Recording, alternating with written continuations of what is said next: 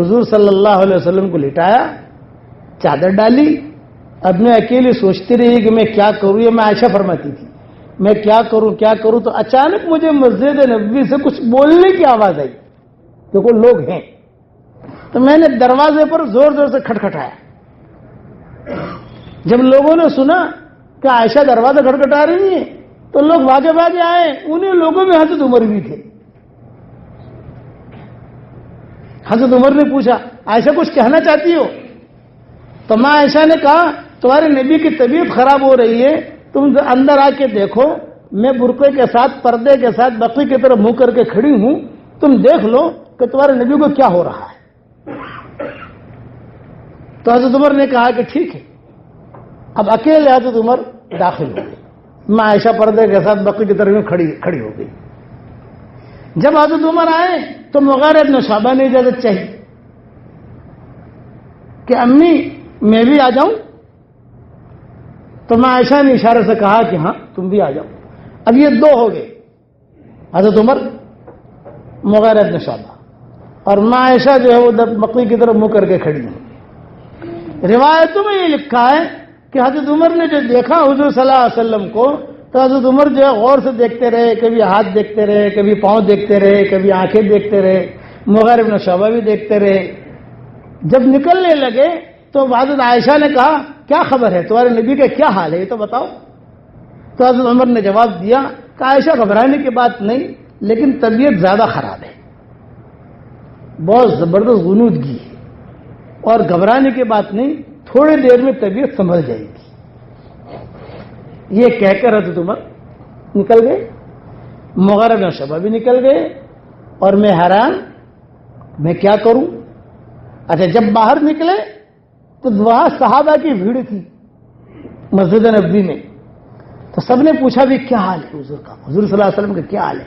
تو حضرت عمر نے کہا کہ نہیں طبیعت تھوڑی زیادہ خراب ہے, اور یعنی جب تک یہ یہودیوں کا مسئلہ حل نہیں ہوگا, جب تک کافروں کا مسئلہ حل نہیں ہوگا, جب تک اسلام پھیلے گا نہیں, تب تک اللہ جو ہے اپنے نبیوں کو اپنے پاس نہیں بلائے گا. لیکن طبیعت یعنی حضور کا انتقال نہیں ہوا, یہ حضرت عمر نے کہا. مغیرہ بن شعبہ خاموش. حضرت عائشہ کہتی تھی کہ میں دروازے پر کھڑے رہ کر سن رہی تھی ساری باتیں, کہ میں سن رہی تھی باتیں کر رہے ہیں, پردہ تھا, میری آواز آ رہی تھی. مغیرہ بن شعبہ خاموش تھے. ایک صحابی نے مغیرہ بن شعبہ سے پوچھ لیا کبھی آپ بھی تو اندر گئے تھے, آپ بتاؤ. تو مغیرہ بن شعبہ نے ہمت کر کے کہا کہ عمر جو سمجھے ہیں وہ غلط سمجھے ہیں, میں جو سمجھا ہوں وہ صحیح سمجھا ہوں, اور میں سمجھا ہوں کہ حضور صلی اللہ علیہ وسلم کا وصال ہو گیا ہے. ماں عائشہ کہتی تھی سب سے پہلے یہ جملہ میرے کان پر پڑا. ایک کہہ رہا ہے کہ انتقال نہیں ہوا, اور ایک کہہ رہا ہے کہ وصال ہو گیا. اب میں کیا کروں. ماں عائشہ کہتی تھی میں تو فوراً اپنے کپڑا وغیرہ لے کر سیدھی ام سلمہ کے مکان پر گئی. ام سلمہ یہ معمر عورت کی خاتون تھی امہات المومنین میں, اور میں نے کہا کہ ام سلمہ تم آ کے دیکھو. یہاں یہ معاملہ ہوا کہ حضرت عمر غصہ ہو گئے مغیرہ بن شعبہ پر کہ تمہاری زبان سے ایسے جملے نکلتے ہیں, آج کے بعد سے اگر حضور کے وصال کا جملہ تم نے نکالا تو تمہاری گردن اڑا دوں گا میں. اب حضرت عمر کا روب, مغیرہ بن شعبہ یہ یعنی ان کے مقابلے میں ایک درجہ کم.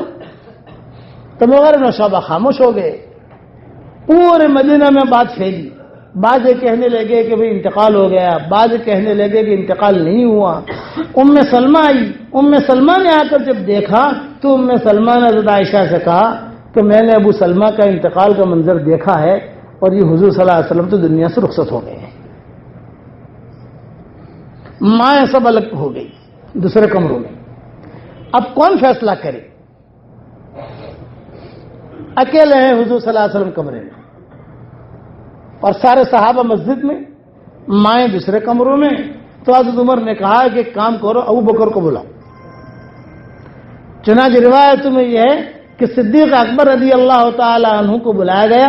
جب صدیق اکبر آئے تو دروازے کے اوپر حضرت عمر جو ہے تلوار لے کر کھڑے تھے. جہاں سے حضور صلی اللہ علیہ وسلم کے کمرے میں جایا جاتا تھا تلوار لے کر حضرت عمر کھڑے. حضرت ابوبکر نے کہا کہ عمر ما بال السیف فی المسجد, یہ تلوار مسجد میں کیوں, کیا بات ہے؟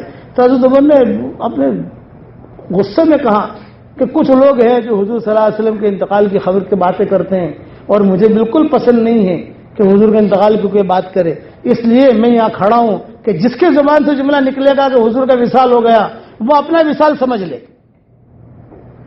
جو کہے کہ حضور کا انتقال ہو گیا وہ اپنا انتقال سمجھ لے. تو صدیق اکبر نے کیا جواب دیا؟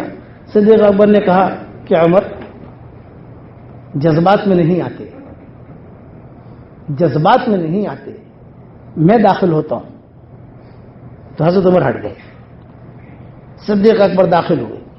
کتابوں میں لکھا ہے حضرت ابوبکر کہتے تھے جہاں میں داخل ہوا اور داخل ہو کر جو میں نے خوشبو سونگھی ہے اور جو میں نے وہاں پر نور رحمت برکت جو دیکھی آج تک میں وہ دیکھ نہیں سکا. داخل ہوتے ہی میں سمجھ گیا کہ حضور صلی اللہ علیہ وسلم کا وصال ہو گیا ہے, اور داخل ہوتے ہی سب سے پہلے صدیق اکبر نے کہا السلام علیکم یا رسول اللہ. سب سے پہلے سلام پڑھنے والا ابوبکر, سب سے پہلے. اب اکیلے ہیں کمرے میں صدیق اکبر, حضور صلی اللہ علیہ وسلم بیٹھے ہوئے ہیں اور مائیں جو ہیں وہ دوسرے کمروں سے پردوں سے دیکھ رہی ہیں, اندر نہیں آئی, پردے ہوتے ہیں پردوں سے جھانک رہی ہے کہ ابوبکر کیا کر رہے ہیں. تبھی تو یہ روایتیں پہنچی, اسی لیے روایتوں کی جو یعنی روایت کرنے والی وہ مائیں ہیں. صدیق اکبر کی روایت اس وقت نہیں ملتی کبھی کیا کیا صدیق اکبر نے. تو صدیق اکبر نے سب سے پہلے تو حضور صلی اللہ علیہ وسلم کے پیشانی کے پر پسینہ تھا وہ پسینہ پوچھا اور پوچھ کر حضور صلی اللہ علیہ وسلم کی پیشانی کو بوسہ دیا اور ایک جملہ کہا یا رسول اللہ طبت حیم و میتا, آپ کو دنیا میں رہنا بھی مبارک, آپ کو دنیا سے جانا بھی مبارک, آپ دونوں حال میں اللہ کے نبی ہیں. پیشانی پر بوسہ دے رہے ہیں اور پیشانی وہ اپنا منہ ہٹا نہیں پا رہے ہیں صدیق اکبر محبت کی وجہ سے, لیکن پھر سنبھالا اپنے آپ کو, جذبات کو قابو کیا, اپنے آنسوؤں کو پوچھا. پھر روایتوں میں یہ ہے کہ حضور صلی اللہ علیہ وسلم کے داہنے ہاتھ سے ہاتھ پھیرتے پھیرتے سیدھے پاؤں تک انگوٹھے تک گئے, سینے پر ہاتھ پھیرا, پھر بائیں ہاتھ سے لے کر پاؤں تک گئے اکیلے. پھر کبھی یہاں بوسہ دے رہے ہیں, کبھی ہاتھ کو بوسہ دے رہے ہیں, کبھی جو ہے پیشانی کو بوسہ دے رہے ہیں, کبھی ناک کو بوسہ دے رہے ہیں. صدیق اکبر روایتوں میں آتا ہے صدیق اکبر کہتے تھے کہ میں ایسے حال میں تھا کہ بعض مرتبہ آدمی ایسے حال میں ہوتا ہے کہ اسے کچھ سوچتا نہیں میں کیا کروں, دائیں جاؤں بائیں جاؤں آگے جاؤں پیچھے جاؤں, کیا نکالوں کیا کہوں. صدیق اکبر کہتے تھے وہ میرا حال تھا. جب صدیق اکبر کو یقین ہو گیا کہ حضور صلی اللہ علیہ وسلم کو اچھا باتیں کرتے تھے صدیق اکبر, اے اللہ کے نبی جواب تو دیجئے, میرے سلام کو تو جواب دیجئے, میرے سلام کو تو جواب دیجئے, میں تو ہر وقت آپ کے پاس آتا تھا, آپ کی طبیعت کیسی ہے جیسے پیار میں. لیکن حضور صلی اللہ علیہ وسلم خاموش. پھر حدیث شریف میں آتا ہے, یہ حدیث کا جملہ ہے, روایتوں میں